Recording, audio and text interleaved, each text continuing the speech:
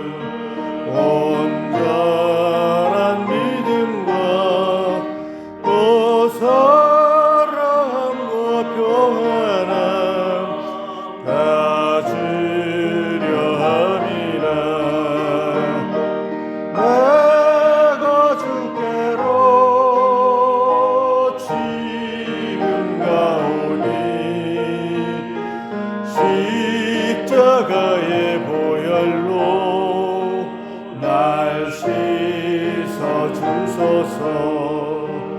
긴 죄인 복받아 살 길을 얻었네. 한없이 넓고 큰 은혜 베풀어 주소서.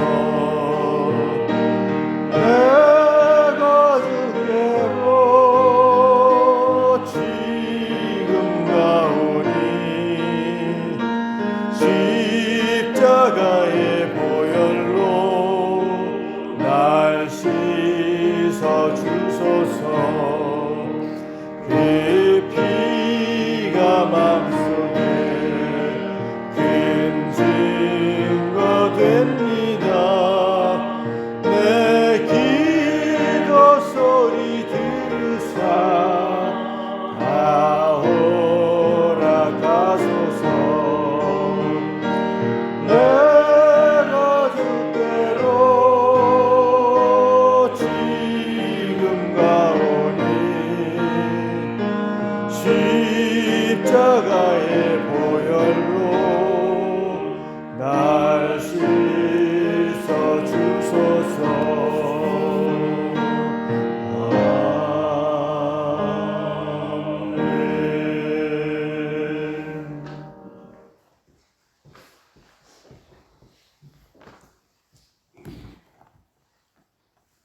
오늘도 우리의 예배와 경배를 받길 원하시는 하나님 아버지, 저희들이 무엇이길래 우리를 죄에서 구원하여 주시려고 독생자를 이 땅에 보내시고 가장 고통스러운 모습으로 십자가에 달려 돌아가셨는지 그 구원의 은총을 생각할 때마다 감사를 드립니다. 주님을 닮기를 원하고 주님의 자녀라고 말하지만 작은 상처에도 미워하고 억울한 일에 분을 품고 살아갑니다. 하나님보다 남들이 인정해 주기를 바라며 봉사하기도 합니다. 그동안 교회에 열심히 다녔고 신앙생활도 열심히 한 것 같았는데 생각해보면 주님을 위해 한 것보다 나를 위해 살았지 않았나요? 말로는 주님을 외치면서도 내 마음의 중심에 내가 있었고 어려움과 고난이 닥쳐 절박할 때에만 주님이 더 필요했습니다. 때때로 우리의 기도에 언제 응답하시냐고 원망합니다. 주님, 이제는 우리의 모습이 바뀌게 하여 주시옵소서. 예배와 교제와 훈련과 사역과 전도의 삶을 머리로만 알고만 지내지 말게 하시고 우리의 삶 속에 매일 적용하게 하시고 주님은 실패를 통해서 우리에게 무엇을 가르쳐 주시는지 고통과 슬픔을 통해서 질병을 통해서 그리고 우리를 비판하는 사람들을 통해서 무엇을 가르쳐 주시고 우리가 무엇을 배웠는지 깨닫게 하여 주시옵소서. 우리의 삶의 목적이 바뀌게 하여 주시옵소서. 이제는 슬픔이 변하여 기쁨이 되게 하시고 한숨이 변하여 찬양이 되게 하시고 환난 속에서도 희망을 발견할 수 있는 성숙된 크리스찬으로 살아가게 도와주시옵소서. 다시 한번 우리를 쳐서 복종하게 하시고 주님의 순종하신 모습을 생각하면서 우리의 모습도 닮아가길 원하오니 도와주시옵소서. 오늘도 말씀을 듣고자 합니다. 먼저 우리의 마음 문을 열어주시고 목사님을 통해 전해지는 말씀이 지금 우리에게 주시는 하나님의 음성으로 받게 하여 주시옵소서. 오늘의 예배 중에 계신 주님께 우리의 신령과 진정으로 드려지는 예배가 되길 원하옵고 바라오며 우리를 죄에서 구원하여 주신 예수 그리스도의 이름으로 기도드립니다. 아멘.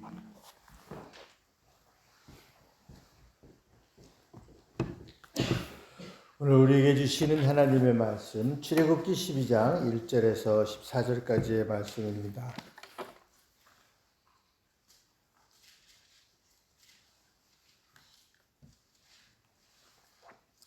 출애굽기 12장 1절에서 14절까지 제가 한 절, 여러분들이 한 절 교독하겠습니다.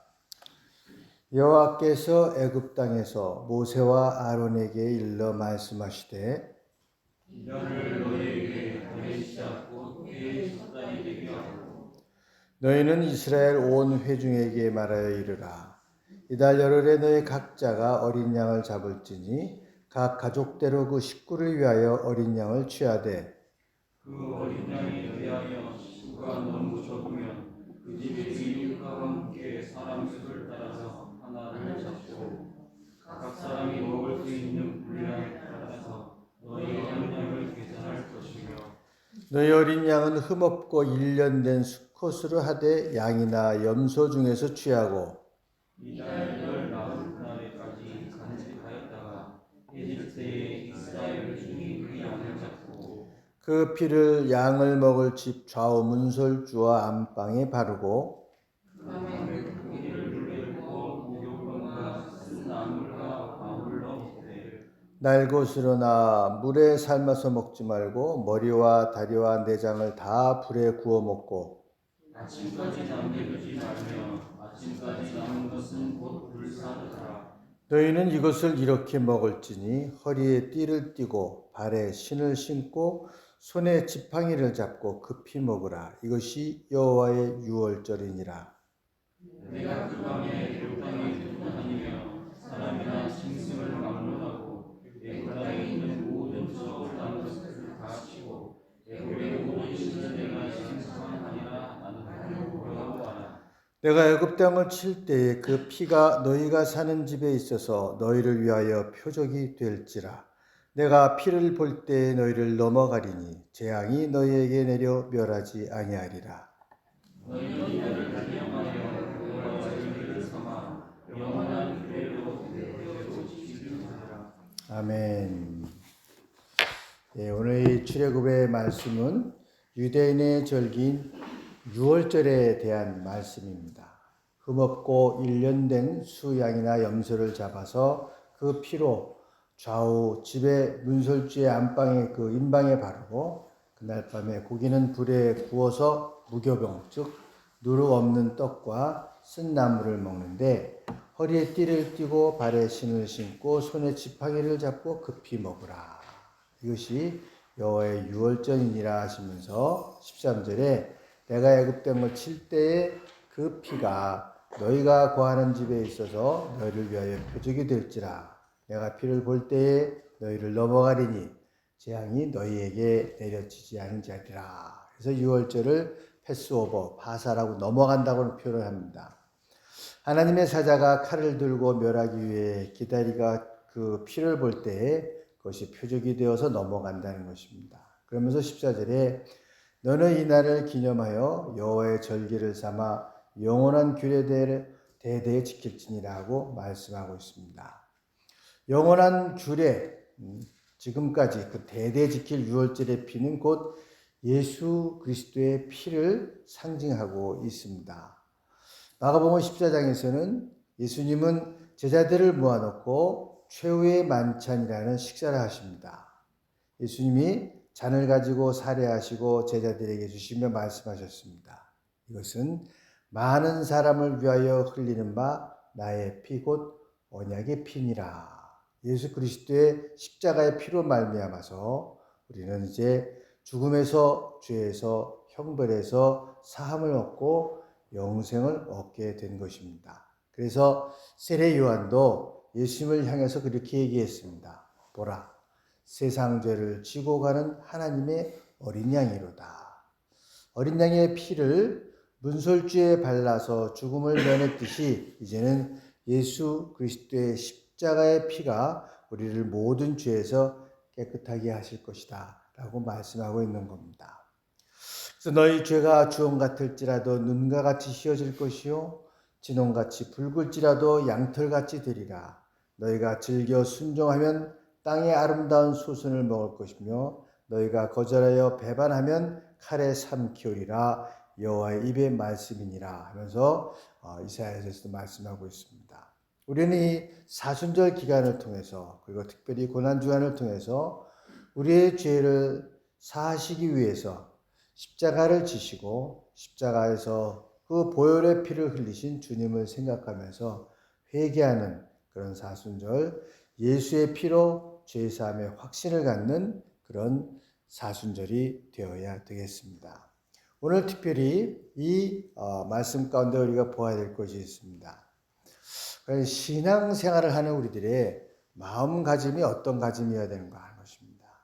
그냥 교회 왔다, 성경을 읽었다, 예배를 드렸다 이것이 아니라 거기에 임하는 우리들의 마음가짐입니다. 오늘 뭐라고 그랬는가 하면은 너희는 그것을 이렇게 먹으라. 허리에 띠를 띠고 발에 신을 신고 손에 지팡이를 잡고 급히 먹으라. 이것이 여호와의 유월절이라 그랬습니다.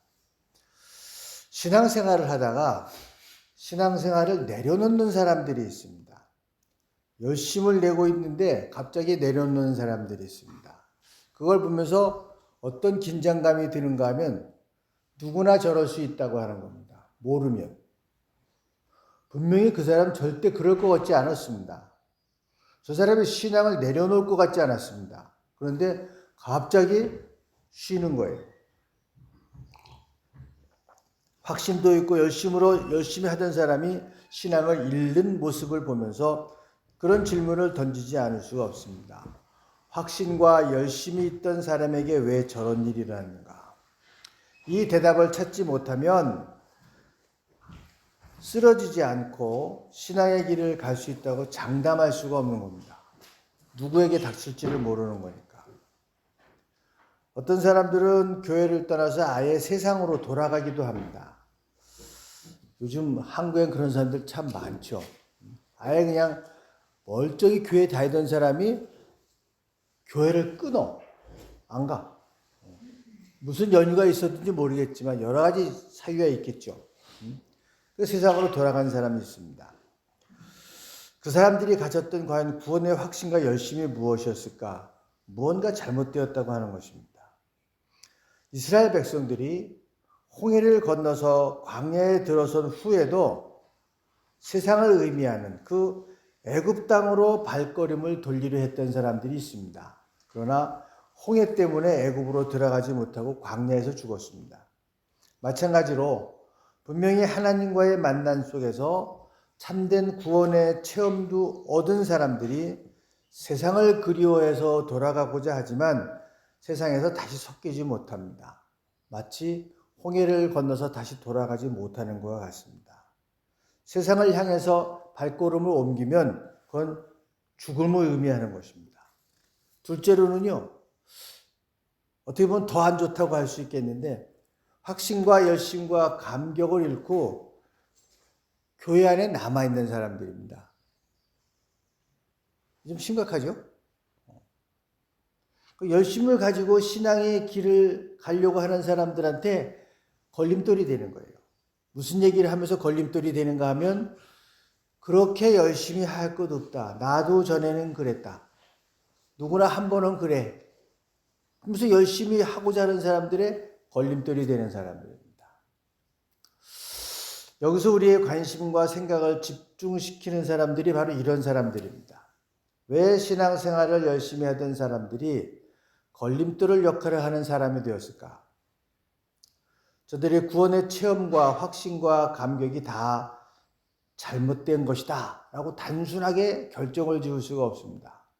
왜냐하면 하나님의 말씀은 분명히 하나님과 올바른 구원의 체험을 한 그리스도인들도 믿음의 길에서 벗어날 수 있는 것을 가르쳐주고 있기 때문입니다.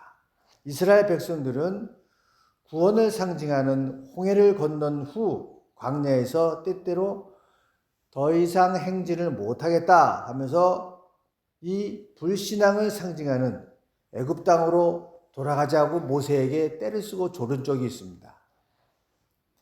모세를 원망하기도 하고 자기가 걸어온 길을 후회하기도 했습니다. 이게 성경에서 보는 홍해가 갈라지는 감격을 체험한 이스라엘 백성의 모습입니다.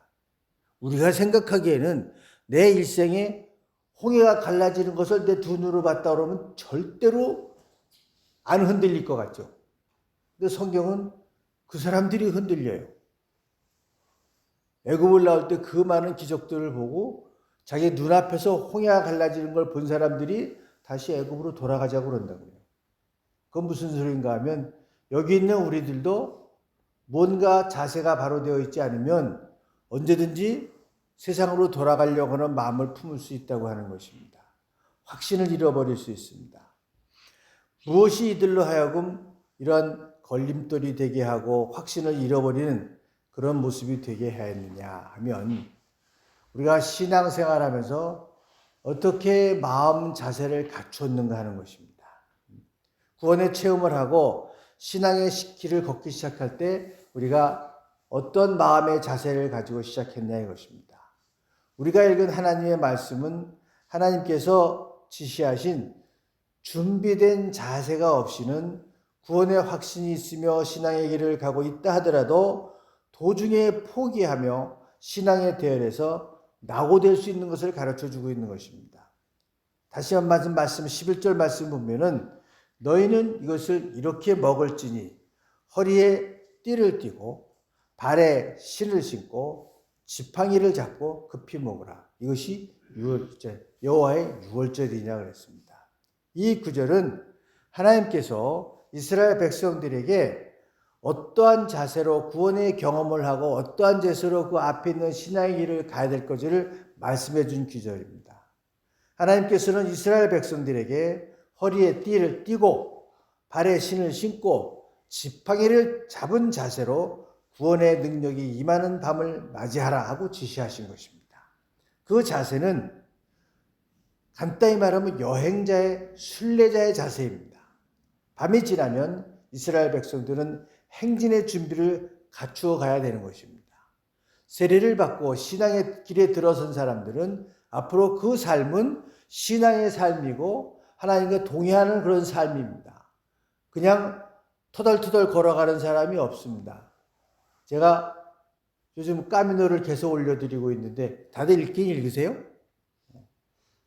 제가 그거를 오래전에 신문에 연재했던 그대로 올리느라고 원문을 그대로 그렇게 올립니다. 오자도 좀 있고 좀 따로 한번 해보려고 했는데 너무 힘이 들어요. 그래서 그냥 인터넷에 올렸던 대로 그대로 여러분들에게 올리고 있는데 제가 처음에 갈 때 너무 감격을 해서 그냥 집에 있는 배낭 아무나 집어들고 쑤셔 넣고 갔어요. 등도 엉망이 되었고 나중에 더 가래도 갈 수가 없게 발이 완전히 엉망이 되었어요. 발가락마다 다 망가지고 그 다음에 족저염이라고 그래갖고 발 밑에 염증이 생기면 앉았다가 일어나면 발에서 불이 나는 것 같아요. 걸어가기 시작하면 좀 괜찮아요.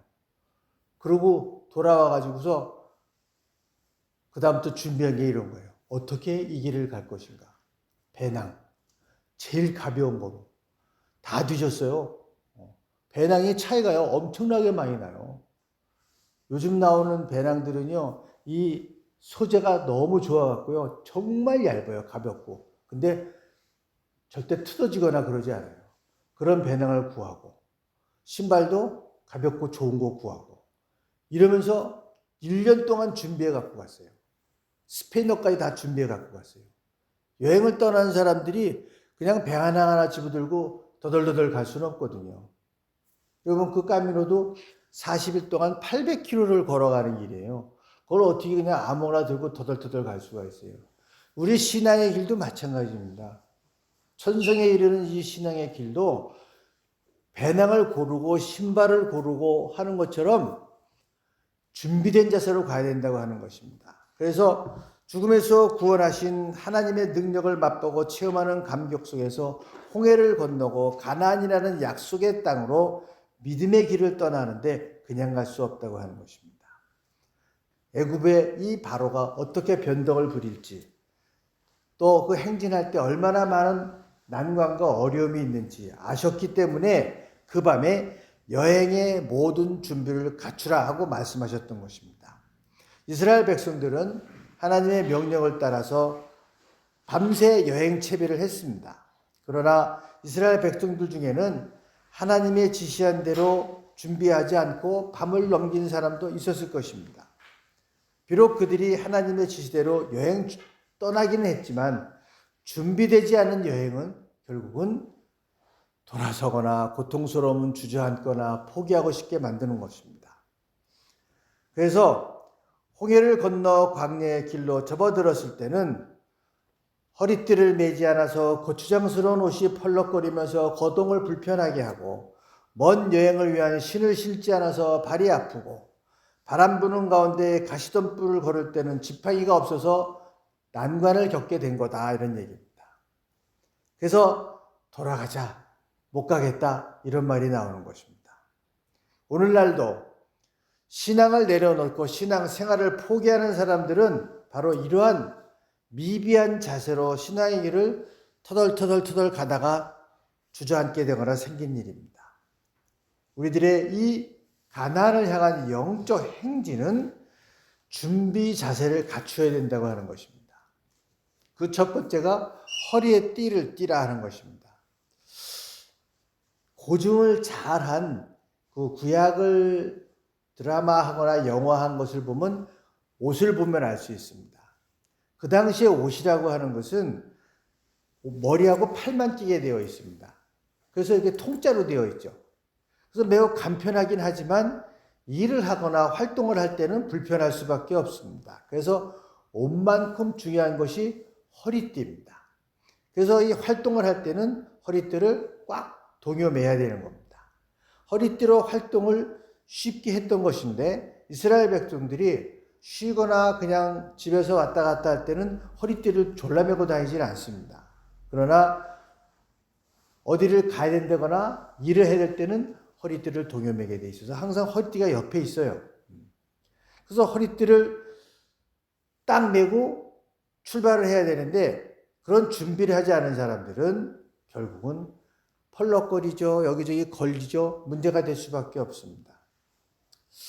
어떤 전설에 의하면 이스라엘 백성들은 광야에 40년 동안 광야 생활 중에 아주 특별한 경우를 제외하고는 언제 어디서나 심지어는 집에서도 허리띠를 띠고 살았다고 합니다. 허리띠를 메고 살았다고 하는 거예요.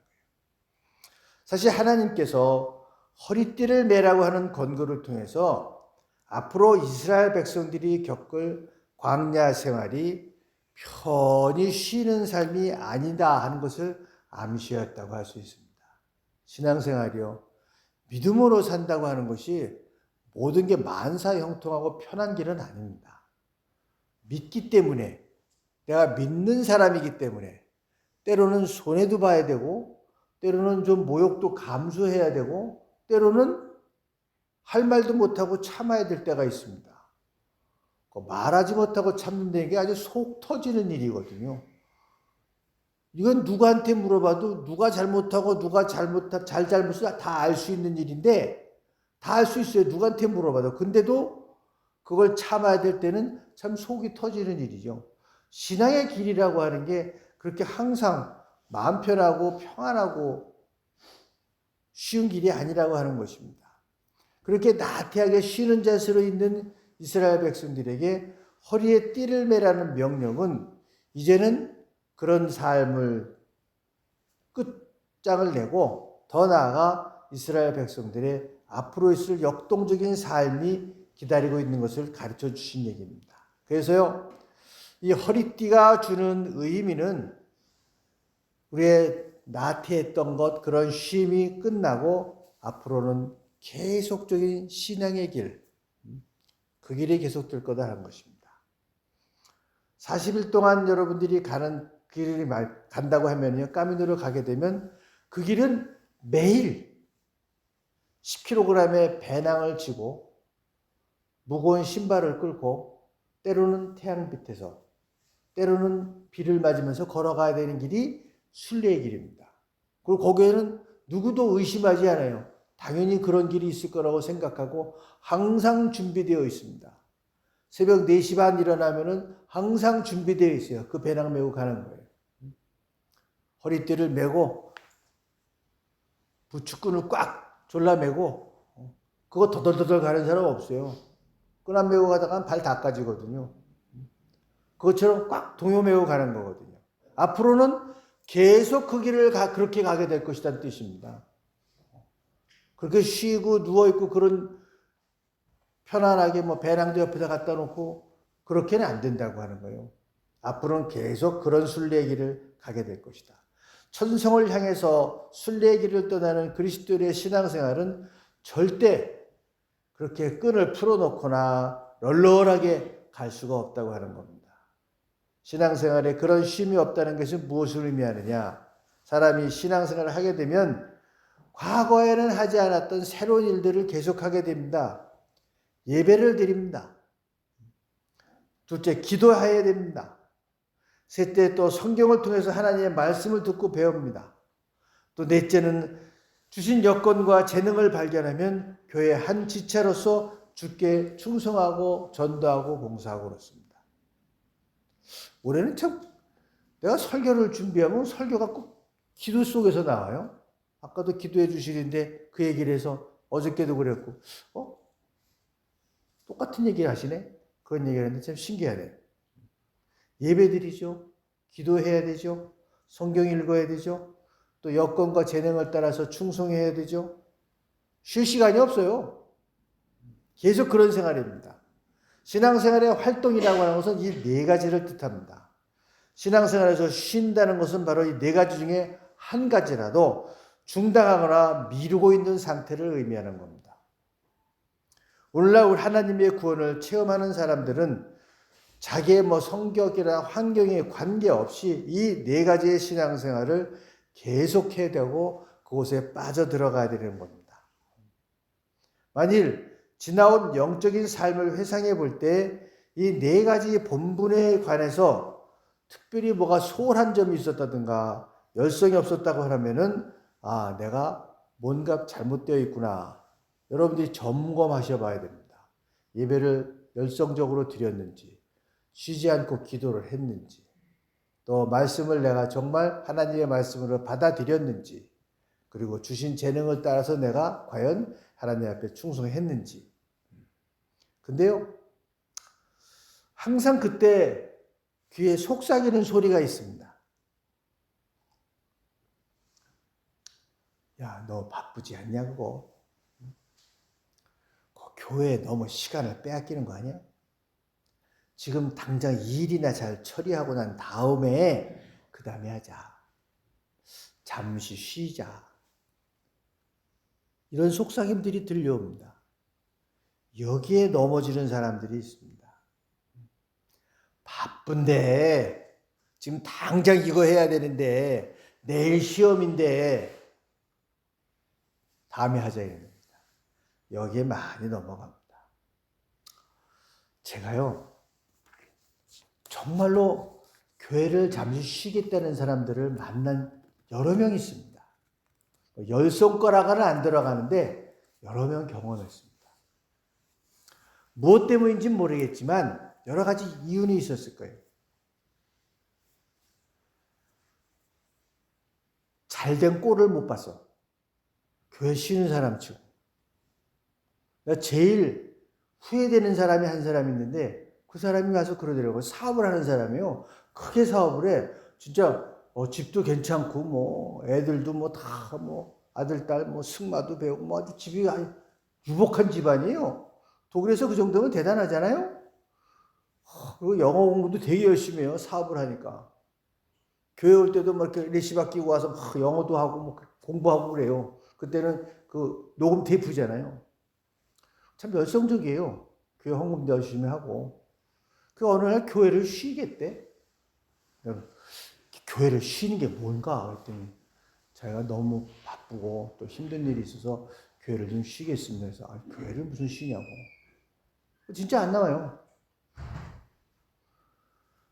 무슨 일인가 그랬더니 나중에 보니까 작은 마누라가 생긴 거야. 그러니까 이 마음에 부담이 되니까 교회 나오니까 쉬겠다고 한 거라. 여러분, 신앙생활과 기도생활을 우리는 영혼의 호흡이라고 그럽니다. 이 천식이나 이런 게 오면요, 숨쉬기가 힘들다고 그러잖아요. 그 힘들면 쉬어요? 숨쉬기가 힘드네. 좀 쉽시다, 숨쉬기. 그럼 죽는 거잖아. 신앙생활을 쉰다는 건 죽는다는 얘기예요. 그런 속삭임이 있다니까. 쉬어라. 바쁜데 밀어놔라. 숨쉬기를 이따가 10분 후에 쉬도록 하지. 미는 미친놈 있어요. 10분은 벌써 갔지. 저 여러 명 그런 분들을 봤는데 얘기해도 안 되더라고. 근데 난 쉰다 그러는 사람은 갔구나 이렇게 생각해. 갔구나. 난 교회를 쉬다가 제대로 된 꼴을 못 봤어요. 항상 쉬다가 가더라고. 그래서 그 양반 결국은 집안이 풍비박산이 났어요. 난 지금도 안타까워. 애들이 너무 안 됐어. 졸지에. 이게 뭔 일인지 몰라. 멀쩡한 집안에서. 근데 그때 그러더라고요. 신앙생활 좀 쉬겠다고. 여러분, 신앙생활은 쉬는 게 없어요. 허리띠를 매라 하는 것은요. 허리띠를 매가 앞으로 계속 가야 될 길을 하는 거거든요. 그러니까 몸은 신앙생활을 한다고 하는데 마음이 세상에 가 있는 거예요. 마음은 작은 집에 가 있거든. 자신이 가던 길을 잃어버리고 맙니다. 그 신앙의 길을 잘 가고 있다가 그만 넘어지거나 다른 사람도 넘어지게 만드는 사람, 교회에서 걸림돌이 되는 사람, 그런 사람이 된다고 하는 거예요. 여러분들이 사업을 하거나 돈을 버는 일을 할 때도 기도를 쉬게 하거나 미루게 하는 바쁜 사업은 하나님께서 원하시는 사업이 아니라고 생각하시면 됩니다. 뭔 사업이 얼마나 바쁘길래 기도를 미뤄놓으라는 사업이 세상에 어디 있겠어요? 그 하나님이 기뻐하시는 사업은 아니거든요. 오히려 기도를 더 해야지 미뤄놓는 게 아니라. 그래서 제가 많은 분들을 봤어요. 사업하면서 기도를 미뤄놓고 예배를 미뤄놓고 사업에 열중하시는 분을 봤거든요. 모르겠어요. 그렇게 하니까 돈을 모아서 집도 사고 그러더라고. 말년이 좋지가 않아. 다 제가 지금 경험했던 사람들 왜 다 그 모양이 됐는지 모르겠어요. 다 밀어놓던 사람들입니다. 사업하고 돈 버는 게 바빠서 예배도 밀어놓고 기도도 밀어놓고 신앙생활 밀어놓던 사람들이에요. 그러니까 숫자는 안 속이잖아요. 그러니까는 하루 더 하고 주일 안 쉬고 뭐 하니까는 돈은 벌더라고. 근데 벌긴 벌었는데 어딘가 무너져 나가기 시작하더라고요. 그 삶에서. 근데 나중엔 본인이 무너지더라고. 그난 저게 당장 눈앞에만 볼 게 아니라 길게 볼 거다. 길게 봐야 되겠다. 사람의 몸이라는 게 다 똑같은 몸이거든요. 그걸 갖다 막 갈아 넣더라고. 그게 나만 하겠어요, 그게? 돈이 있으면 뭐해? 고칠 길이 없는데. 그래서 기도를 쉬게 하거나 미루게 하는 사업은 하나님이 원하시는 사업이 아닙니다. 신앙생활 중 어느 것 하나라도 쉬게 하거나 미루게 하는 일은 하나님이 원하시는 일이 아니라고 하는 것입니다. 왜 자꾸 그런 유혹의 그물에 걸리고 있을까?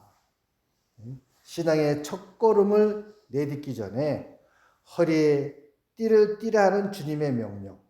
신앙생활은 절대로 그렇게 주저앉아 있거나 쉼이 없다는 명령을 마음판에 새기지 못했기 때문입니다.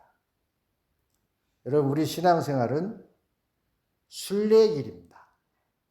쉬는 날이 없습니다. 그래서요, 이 까미노를 가면은요, 요즘 많이 달라졌는데, 이게 한 십몇 년 전만 해도 알베르게라고 그래서 순례자 숙소가 있습니다. 그건 순례자만 들어갈 수 있어요. 이 카드가 있어야 돼요. 도장 찍는 순례자 카드가 있거든요. 가는 데마다 도장을 찍는데. 예약이 안 됩니다. 미리 예약하거나 뭐 밤 10시에 들어간다. 안 돼요. 오는 순서대로 들어갑니다.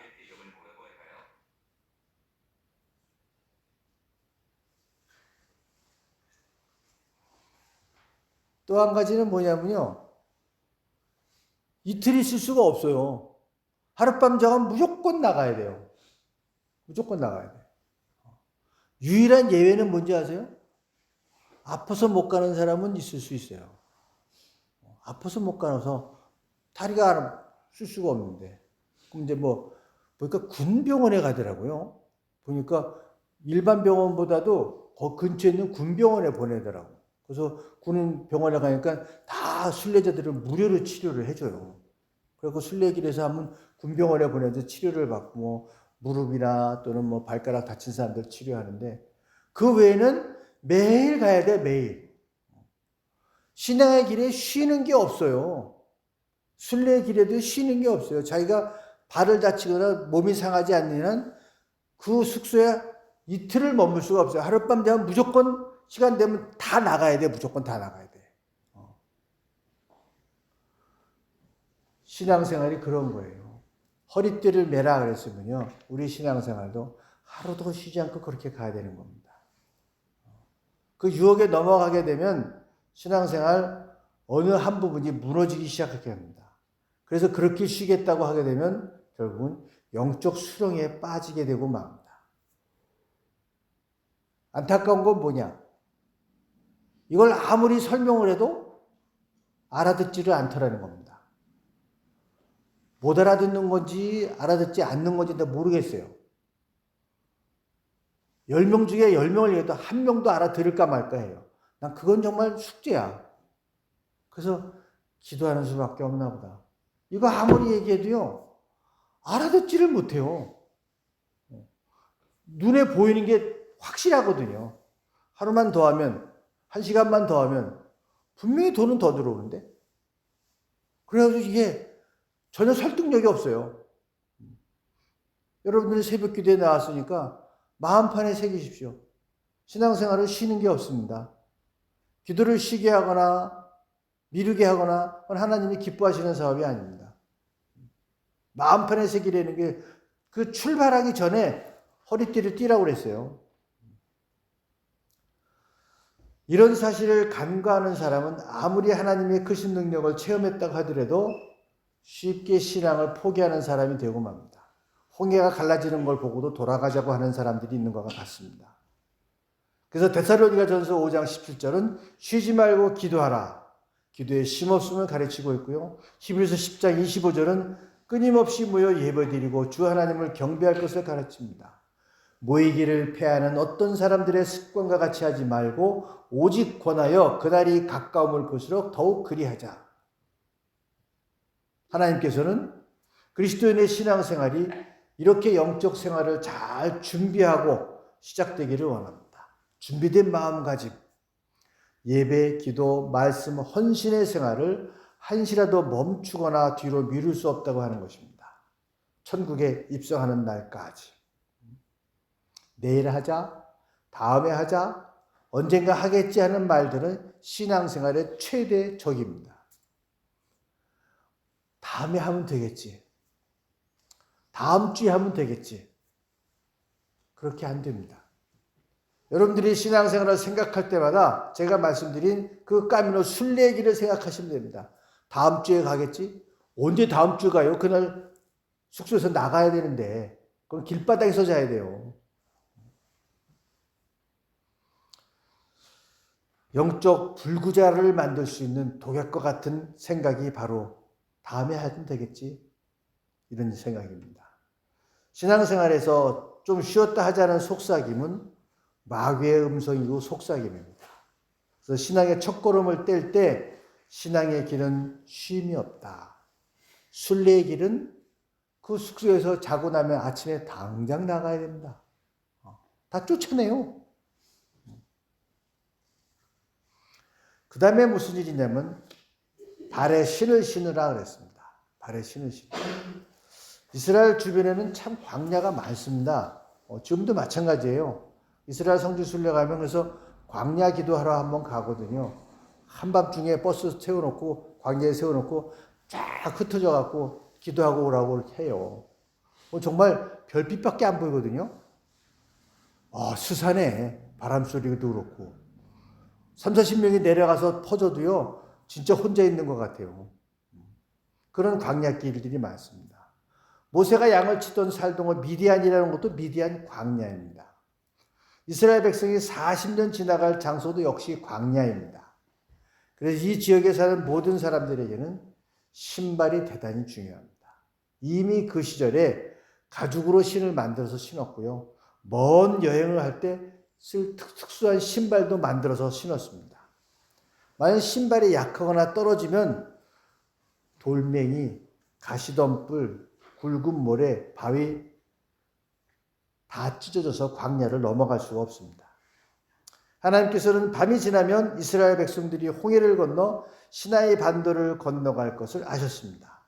이 시내 반도 또한 북쪽은 사막이고 남쪽은 많은 산들과 바위로 인해서 험난한 지역입니다. 거기를 버스로 지나가면 그걸 뭐냐면 미국은 그랜드 캐니언이라고 있죠. 막 페이고 막 이런데 스몰 그랜드 캐니언이라고 그래요. 거기를 지나갈 때 그렇게 험하게 생겼어요. 생긴 것도 비슷하게 생겼어요. 규모가 작아서 그렇지 그랜드 캐니언하고 비슷하게 생겼어요. 그 사막 아니면 그런 겁니다. 그런 광야길이거든요. 시내반도라는 게. 이 험난한 지역을 가야 되기 때문에 발에 신을 신고라는 말은 여행할 때 신는 든든한 신발을 신으라고 하는 것입니다. 발에 신을 신으라는 권고에는 너희는 발에 상처를 주고 걸림이 되는 험한 땅과 들판을 걷게 될 것이다 라고 하는 의미가 있는 거예요. 이스라엘 백성들이 가는 길은 탄탄대로 아스팔트 길이 아니라 차들이 다니는 그런 길이 아니라 일반 여행자들이 다니는 모든 사람이 가는 그런 험한 길이다. 그런 얘기입니다. 하나님을 따라가는 믿음의 길, 하나님과 동행하는 길이라고 해서 그냥 탄탄대로가 아니라고 하는 것입니다. 믿음이 조금 좋다는 백성들은 속으로 그런 생각할지 몰라요. 이게 신앙의 길이니까 아마 쫙 뻗어 있을 것이다. 돌도 다 치워졌을 것이다. 그렇지가 않습니다. 가시밭길이고 돌멩이 있고 발에 상처를 주는 모든 것들이 있는 그런 길입니다. 그러니까 집안에서는 아무 신이나 신고 다니지만 이 여행길에서는 든든한 신을 신고 가야 됩니다. 그래서 분명히 발에 신을 신으라 하고 명령하였습니다. 거친 들과 바위산 뜨거운 물에 따가운 가시덤불을 의식하고 튼튼한 신을 신으라고 합니다. 따가운 물에 실감이 안 가시죠? 한여름에 스페인의 남쪽에 가면 제대로 낮에는요 모래를 밟을 수가 없어요. 뜨거워서. 얼마나 뜨거운지. 그라나다 쪽으로 내려가면은요 그냥 뜨거워서 모래를 못 밟아요. 그런 길을 가야 된다고 하는 거예요. 가는 길이 비록 믿음의 길이라도 밟고 가야 할 땅은 일반 사람과 동일하다 하는 겁니다. 신앙의 목적 없이 광야를 통과하는 이방 민족의 발이나 하나님과 동행하는 이스라엘 인종의 발이나 동일하게 상처와 아픔과 고통을 당하는 그런 길이다 하는 걸 가르치는 겁니다. 우리가 신앙이 없는 사람들이 그런 길을 갈 때, 나는 저런 길을 가지 않겠지. 그런데 세상 사람들이 가는 똑같은 길을 가게 되어 있습니다. 똑같은 발로 똑같은 길을 가는 것입니다. 다른 것이 있다고 한다면 준비된 신문을 신고 간다고 하는 것입니다. 신앙의 길은 그렇기 때문에 만사 형통의 길이 아니라고 하는 것입니다. 하나님과 동행하는 믿음의 길을 가더라도 세상 사람들이 당하는 슬픔, 고통, 괴로움, 아픔, 상처 등은 모두 동일하게 겪으며 살 것을 가르치는 말씀입니다. 여러분들 아시다시피 이스라엘 백성이 하나님께서 인도하셔서 모세가 인도하고 홍해를 건너고 광야를 건너갔지만 그들이 건너간 광야의 길은 특별한 탄탄한 대로가 아니었습니다. 세상 사람들이 걸어가야만 걸어가야 되는 똑같은 길이었다고 하는 것입니다. 동일하게 겪으면서 그 길을 가는 것입니다. 하나님께서는 이스라엘 백성들을 애굽에서 구출하여 내신 후에 장애물이 없는 편안한 곳으로 인도하시지 않으셨습니다. 하나님을 믿지 않는 사람들도 지나가는 그런 길, 똑같은 길로 갔습니다. 다른 점이 있다면 하나님을 모르는 사람들은 발이 부르트고 상처가 입어 더 가지 못하고 쓰러지지만 이스라엘 백성들은 하나님께서 붙들어 주시고 능력의 손으로 보호해 주심으로 쓰러지지 않는다는 겁니다. 이스라엘 백성들은 이방 민족과 같은 고통과 어려움을 겪었지만 하나님께서 함께 하시는 특별한 체험을 하셨습니다.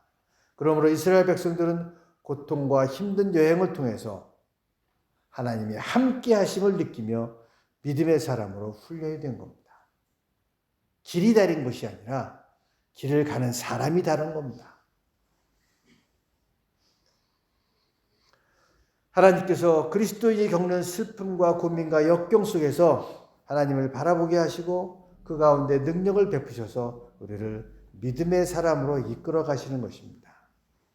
똑같은 삶의 문제를 체험하면서도 우리는 하나님께서 함께 하시고 동행하시고 만져주시는 놀라운 체험을 통해서 성숙하게 되고 또 고난을 통해서 연단하게 되는 것입니다. 많은 사람들이 잘못 생각하는 게 내가 믿음으로 살고 열심히 기도하기 때문에 나의 길이 늘 형통하고 웃음과 즐거움만 있을 것이다 라고 하는 잘못된 확신을 갖고 있는 겁니다. 죽을 사람은 죽고요. 아플 사람은 아파요. 여러분 하나님 믿는다고 안 죽는 거 아니고요. 하나님 믿는다고 감기 안 걸리는 거 아니에요. 그거 아니잖아요. 근데 그런 착각을 하거든요. 그 착각한 문제가 뭐냐? 안 되면 하나님이 안 계신가? 하나님이 졸고 계신가? 왜 안 듣는 거야, 내 기도를? 그런 생각하게 되는 겁니다. 주님께 충성하는데 왜 괴로운 일이 닥치는가 하는 문제를 풀지를 못합니다. 그런 생각으로서는. 그래서 사람들이 그만 신앙을 잃어버리기도 하고 흔들리기도 하고 주저앉기도 합니다. 이는 뭐냐? 발에 신을 신지 않고 만사 형통만 바라는 잘못된 자세로 신앙의 길을 출발했기 때문입니다. 까미노의 길이나 순례의 길이라고 하는 건요, 절대 편안한 길이 아닙니다. 아주 불편한 길이에요. 그리고 제일 불편한 길이 뭐냐면 마지막에 갈리시아 지방으로 들어가게 되는데 갈리시아 지방은 전통적으로 비가 많이 옵니다. 그리고 사실 스페인에서 제일 못 사는 주예요. 뭐 할 게 없어요, 거기에. 제일 못 사는 주인데 비도 많이 와요. 근데 그 갈리시아 지방에 들어가기 직전 길에는 메세타 지역이라는 게 있습니다. 그 지역은요, 물을 먹을 데도 없고 숙소도 없고 그냥 황토의 자갈길입니다. 그것도 그냥 동그란 자락이나 돌밭길이에요. 이게요, 한 이틀은 2, 3일이 계속돼요. 한 이틀 계속돼요. 그러니까 거기는 나무도 없고 아무것도 없으니까요, 정말 사람들이 괴로워하는 길입니다. 그래서 어떤 사람들은 그냥 거기는 버스 타고 지나가는 사람도 많아요. 너무 힘드니까. 보이는 게 아무것도 없어요. 그냥 황토의 돌밭길인데 해는 그대로 내리쬐고 물 먹을 때 그 물을 단단히 챙겨 갖고 가야 됩니다. 사고 나야 잘못하면. 그 길을 지나갈 때는 진짜 광야의 길이에요. 하루 종일 아무것도 없는 돌짝밭길을 계속 걸어가는데 돌길이요. 신발을 신어도 뒤틀거릴 정도로 힘들어요. 계속. 그 길을 가야 돼요. 근데 재밌는 건 뭔지 아세요? 까미노 길에서 정말 은혜가 되었다는 사람들 중에 그 메세타 지역을 다 걸어가면서 은혜 받는 사람들이 많습니다. 아무것도 생각할 수가 없어요. 그냥 딱 기도하는 사람은 기도하는 거, 하나님하고 나 이것밖에 생각할 게 없어요. 주위에 보이는 것도 없고 또 신경을 안 쓰면요 발이 잘못하면 접지르거든요. 그러니까 그냥 하루 종일 그것도 떼약비 밑에서 그러고 걸어가는 거예요. 거의 명상 수준이에요. 그래서 그렇게 고난스럽고 힘든 길인데 오히려 제일 많이 사람들이 기억에 남고 은혜 받는 길이 메세타 지역입니다. 숲길을 갈 때는 정말 좋거든요. 유칼립투스 그 숲을 지나갈 때는 정말 얼마나 기분이 좋은지 몰라요. 근데 그거는 별로 그렇게 머리에 남아있질 않아요. 좋았다는 거는. 근데 그 돌짝발길을 가는 메세타 지역은요.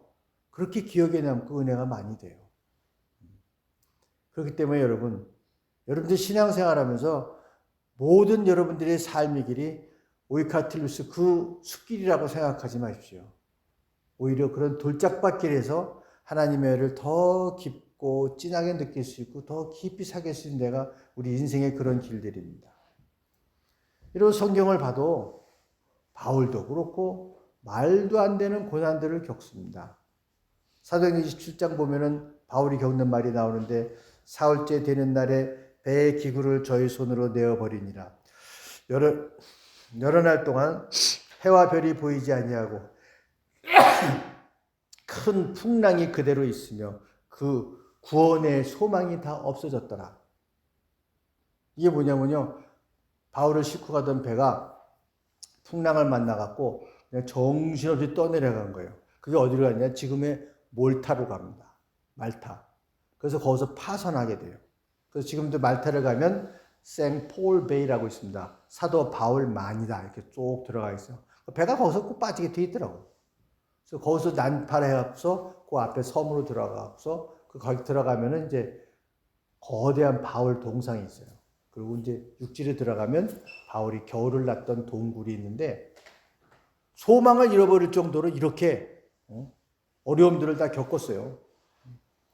또한 그렇습니다. 고린도후서 보면 형제들아 우리가 아시아에서 당한 환난을 너희가 알지 못하기를 원치 않으니 힘에 지나도록 심한 고생을 받아 살 소망까지 끊어졌었더라. 그런 고난을 당했어요. 바울 사도가 뭐 했어요? 복음 전하는 일 했어요. 하나님의 일 했어요. 그래도 똑같은 그런 어려움과 고난을 겪었다고 하는 것입니다. 고통스러운 일을 겪는 가운데서도 그분의 역사와 동행하심에 대한 믿음의 확신을 갖는 자리로 나아가기를 원하고 그리고 그분과 동행하시기를 원하시는 겁니다. 그렇기 때문에 우리는 어디를 가더라도 허리에 띠를 띠고 든든한 신발을 갖고 가야 돼요. 하나님과 동행하신다고 하는 확신이 든든한 신발입니다. 세상 사람들이 다 가는 똑같은 길, 고난의 길을 가더라도 나는 하나님과 동행하신다고 하는, 하나님이 돌보신다고 하는 이 믿음의 확신, 이 신발을 신고 있어야 돼요. 그렇지 않으면 흔들립니다. 바울도 얼마나 힘들었을까. 죽는 거 아니에요. 배에서 어디 가지도 못하고. 그런 어마어마한 일들을 당했다 이런 얘기입니다. 그럼에도 불구하고 하나님이 동행하신다는 그 확신, 믿음의 든든한 신발을 신고 그 길을 갔다 이거예요. 여러분, 영적 신발을 가나십시오. 이것이 신앙의 행진을 위한 준비된 자세입니다. 그래서 허리띠를 띠라는 것은 신앙의 길에 쉼이 없다는 것을 알라는 말씀이었고요. 발에 신을 신으라고 하는 것은 신앙의 길이 만사형통한 것이 아니라 똑같이 고난의 길이지만 하나님께서 동행하시고 하나님께서 같이 하신다고 하는 그런 확신, 이것이 믿음의 신발입니다. 그리고 마지막에 뭐냐면은 손에 지팡이를 잡으라 그랬습니다. 신앙의 길을 갈 때 손에 지팡이를 재발하는 게 뭔가? 사실은 해석이 두 가지로 할 수 있는데, 여러분 손에 지팡이를 왜 칠까요? 순례길을 가면 꼭 지팡이를 살 수밖에 없습니다. 그러니까 아예 요즘은 스틱 있잖아요. 스틱 양쪽 딱 들고 다 스틱들 갖고 와요. 그거 없는 사람들은 메세테 지역 지나기 시작하면요, 그 다음에 이거 사야 됩니다. 지팡이를. 왜냐하면 이 갈리시제번 산길을 계속 올라가거든요. 그러니까 산길에 올라갈 때 배낭을 메고 이게 없으면 잘못하면 쓰러지거나 그러면 다치니까, 무릎을 다치니까 지팡이를 다 삽니다. 저도 그래서 가서 매번 갈 때마다 지팡이를 사갖고 지팡이 2개가 있어요. 그 지팡이 때문에 아주 고생했어요.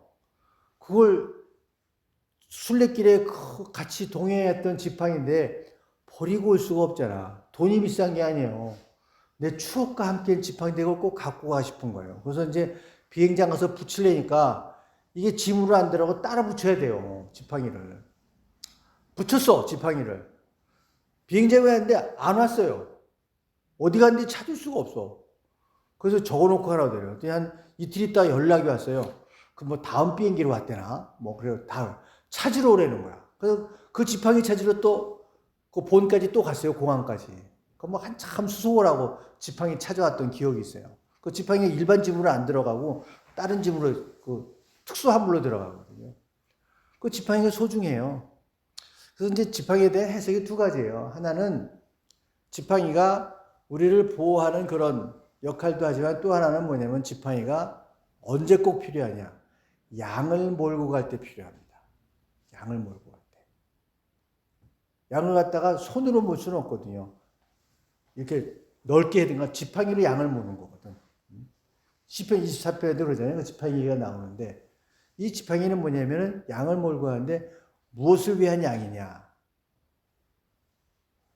이게 제물로 드릴 양들입니다. 제물로 드릴 양들. 이스라엘 백성이 홍해를 나와서 광야를 갈 때도 제물로 드릴 양을 끌고 가고 제사를 지냈던 기록들이 있습니다. 이건 뭐냐면요. 앞으로 여러분들이 살아갈 때 우리가 얻는 모든 재물들이 꼭 잊어버리지 말아야 할 생각이 뭐냐. 하나님이 주신 것이라는 거예요. 그리고 하나님께 쓰일 것이라는 거예요. 하나님이 주신 것이다. 여러분 재물에 관한 생각은 확실하게 정립이 되어 있어야 됩니다. 하나님이 주신 것이다 라고 생각하면 그 돈 갖고 마약을 사거나 도박하지 못합니다. 그렇잖아요.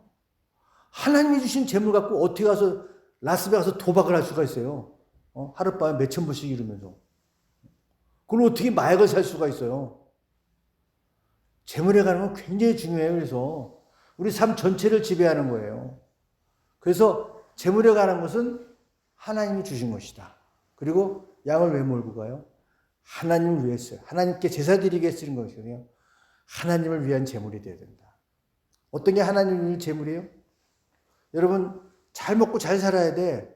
건강하게 살아야지 열심히 하나님 일을 할 거 아니에요? 여러분의 건강을 지킬 수 있도록 잘 먹고 잘 쓰는 거 하나님이 주신 재물을 제대로 쓰는 거예요.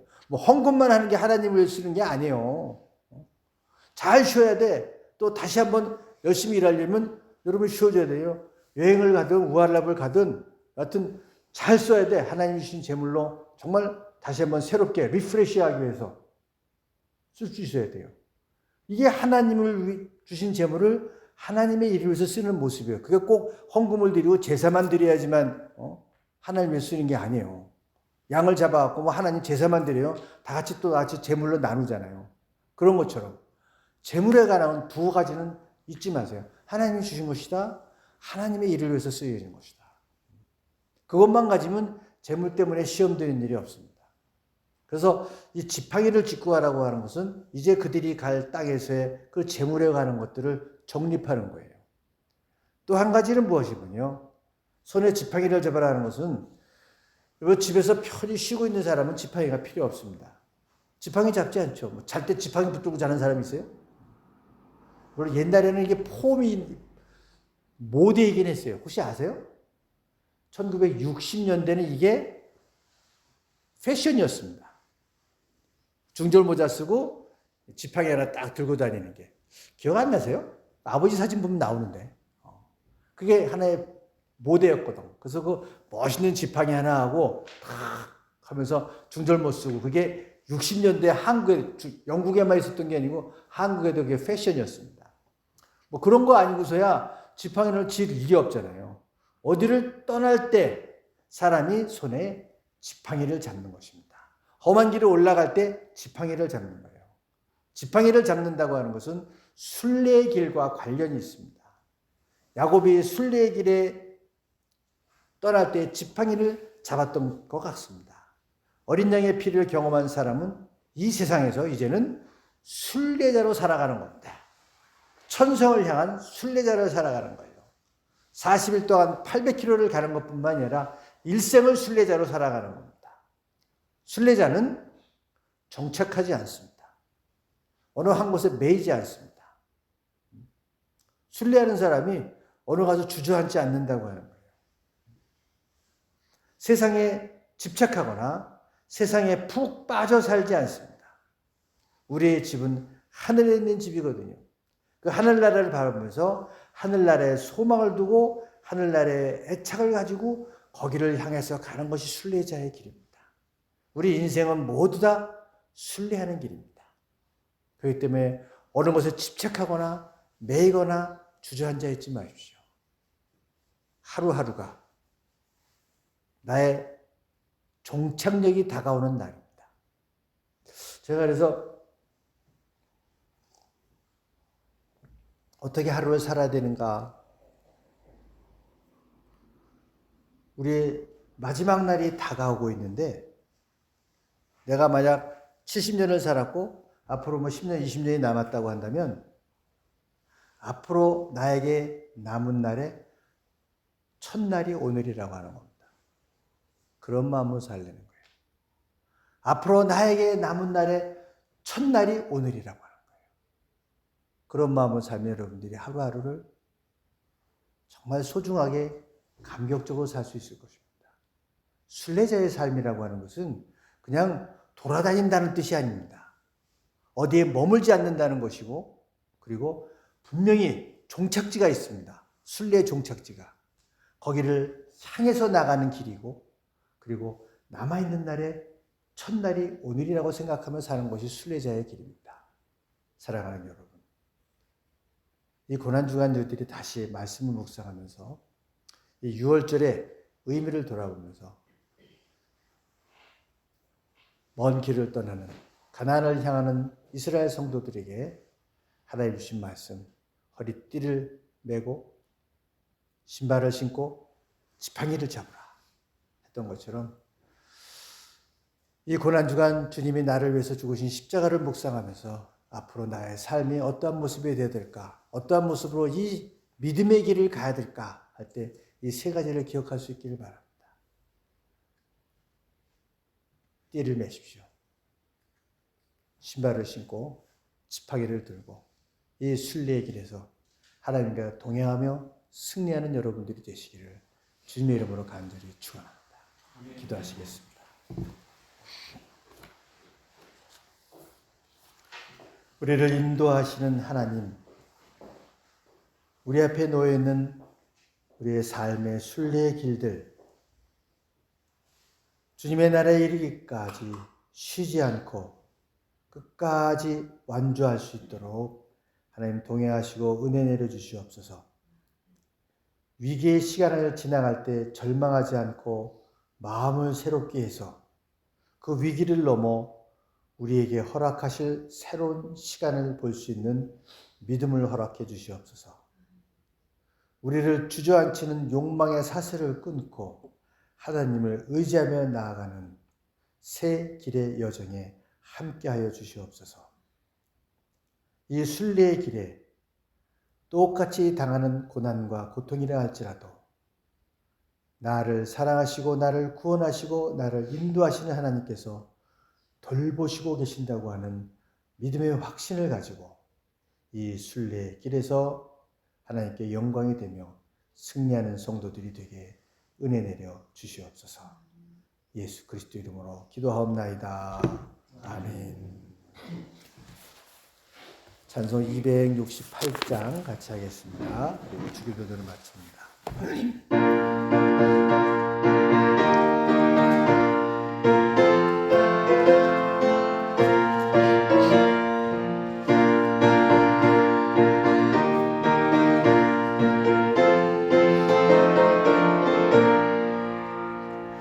죄에서 자유를 얻게 하는 보혈의 능력 주의 보혈 시험을 이기고 승리하니 참 놀라운 능력이로다 주의 보혈 능력이 있도다 주의 피 믿으라 주의 보혈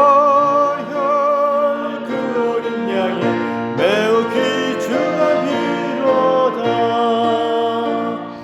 육체의 정욕을 이길 힘은 보혈의 능력 주의 보혈 정결한 마음으로 얻게 하니 참 놀라운 능력이로다 주의 보혈 능력이 있도다 주의 피 주의 보혈 그 어린 양의 매우 귀중한 피로다 은보다 더 희게 밝히는 것 보혈의 능력 주의 보혈 부정한 모든 것 밝히시니 참 놀라운 능력이로다 주의 보혈 능력 있도다 주의 피 믿으라 주의 보혈 그 어린 양의 매우 귀중한 피로다 구주의 복음을 전할 제목 보혈의 능력 주의 보혈 날마다 나에게 찬송 주니 참 놀라운 능력이로다 주의 보혈 능력 있도다 주의 피 믿으라 주의 보혈 그 어린 양의 매우 귀중한 피로다 아멘. 하늘에 계신 우리 아버지여 이름이 거룩히 여김을 받으시오며 나를 이루옵시며 뜻이 하늘에서 이루어진 것 같이 땅에서도 이루어지이다. 오늘날 우리에게 일용할 양식을 주옵시고 우리가 우리에게 지은 죄를 사하여 준 것 같이 우리의 죄를 사하여 주옵시고 우리를 시험에 들게 하지 마옵시고 다만 에서 구하옵소서. 대개 나라와 권세와 영광이 아버지께 영원히 있사옵나이다. 아멘.